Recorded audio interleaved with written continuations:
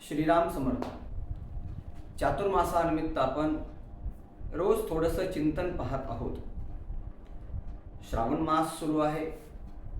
या श्रावण मासामध्ये प्रत्येकजण स्वतः काहीतरी आपण आराधना करावी, उपासना करावी, कुठल्या तरी एखाद्या चांगल्या नियमाचं पालन करावं असं हे प्रत्येकाला वाटत असतं आणि त्याप्रमाणे तो त्याच्या पद्धतीनं त्याला जे जे सुलभ आहे तो ते सर्व करत असतो. आता हे सगळं करण्याच्या पाठीमागे प्रत्येकाची भूमिका काय असते बरं?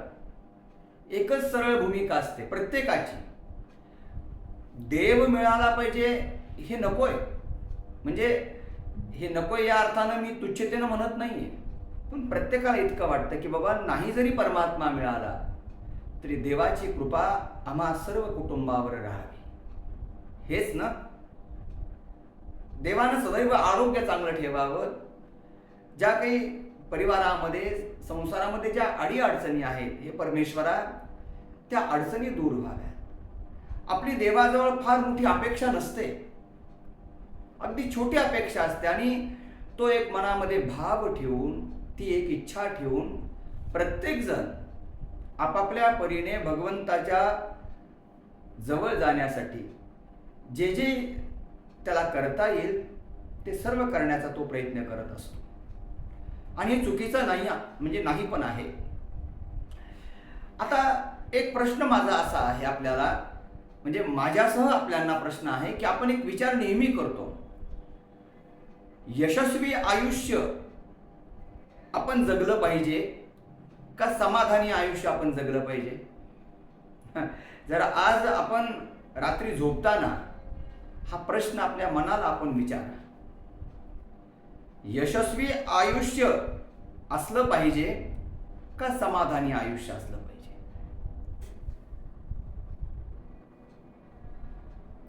प्रत्येकाच्या मनामध्ये एक वेगवेगळे विचार यायला लागतील.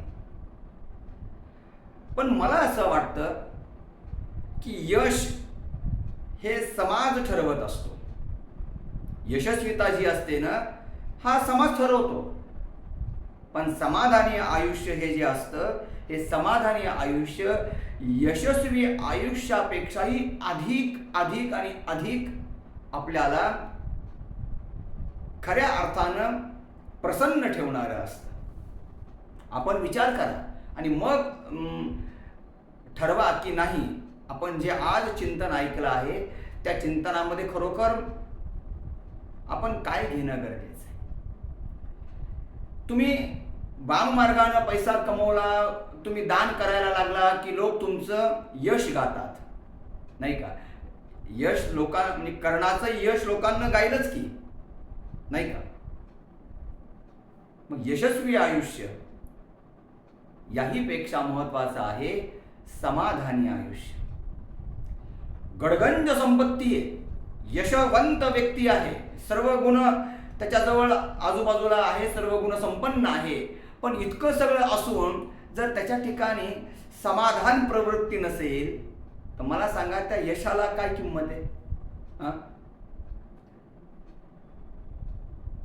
यश याही पेक्षा अधिक आयुष्य मनुष्याच्या जीवनामध्ये हे समाधान पद्धतीनं जगणं आणि समाधानी आयुष्य असणं हे फार गरजेचं आहे.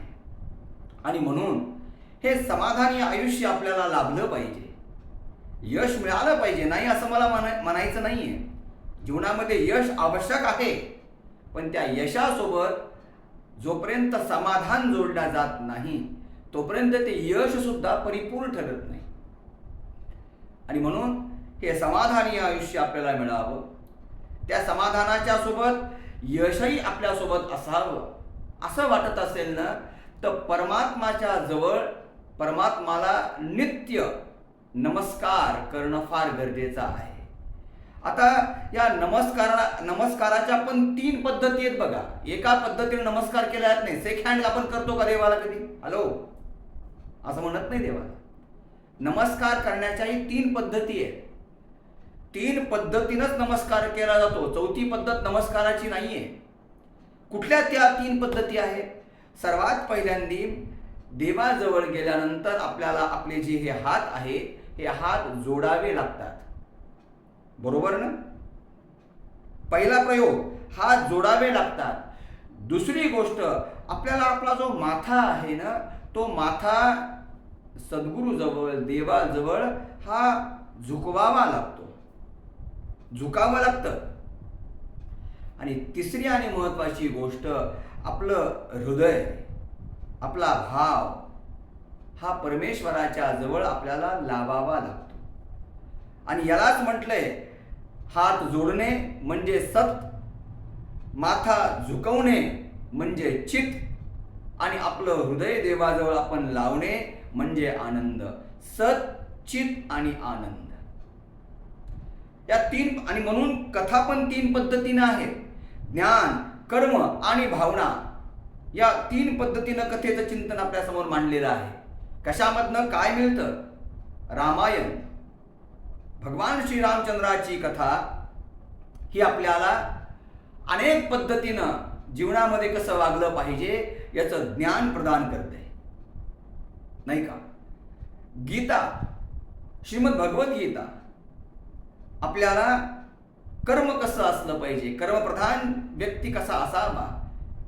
मी परवा जो व्हिडिओ टाकला, चिंतन, स्वधर्म पालन, काय आधी आपलं स्वतःचं कर्म किती महत्त्वाचं आहे, काय केलं पाहिजे हे सांगणारं दैदिप्यमान ग्रंथाचं चिंतन गीतेच्या माध्यमातून आपल्याला मिळतं. आणि भगवंताच्या ठिकाणी भाव कसा समर्पित केला पाहिजे याचं चिंतन भागवताच्या माध्यमातून आपल्याला मिळतं. रामायण ज्ञान सांगतं, भगवद्गीता कर्म सांगते, आणि श्रीमद भागवत आपल्या भावना कशा जपल्या पाहिजेत याचं मंगलमय दर्शन आपल्याला घडवतं. म्हणजेच इमोशन, ॲक्शन आणि थॉट्स या तीन पद्धतीनं आपल्या समोर अनेक ग्रंथानं विवेचन आपल्या समोर मांडलं. आणि जो नित्य देवाला नमस्कार करतो, हात जोडतो, माथा झुकवतो, आणि सद्गुरूजवळ म्हणा किंवा देवाजवळ म्हणा जो आपल्या भावना समर्पित करतो, त्याला यशस्वी आयुष्य पण मिळतं, आणि त्या यशासोबत त्याचं आयुष्य समाधानी पण बनल्या जातं. म्हणून आज इतकंच चिंतन आहे. उद्या संभाजीनगर या ठिकाणी शिवपुराणाची कथा प्रारंभ होत आहे. उद्याचा व्हिडिओ मी टाकण्याचा प्रयत्न करेलच. माझा थोडक्यात प्रयत्न असा असेल की शिवपुराण जी कथा आहे ती आपल्यापर्यंत लाईव्ह यावी. पण आता उद्याच्या त्या परिस्थितीनुसार जसं करता येईल तो विषय आपण बघू. पण उद्या शिवपुराणाची कथा संभाजीनगर ठिकाणी आहे. संभाजीनगराच्या आसपास जे कोणी असतील ते सर्वजण या कथेसाठी सादर आमंत्रित आहेत. आज इथेच थांबूया. उद्या नवीन चिंतन, नवीन विचार. श्रीराम समर्थ.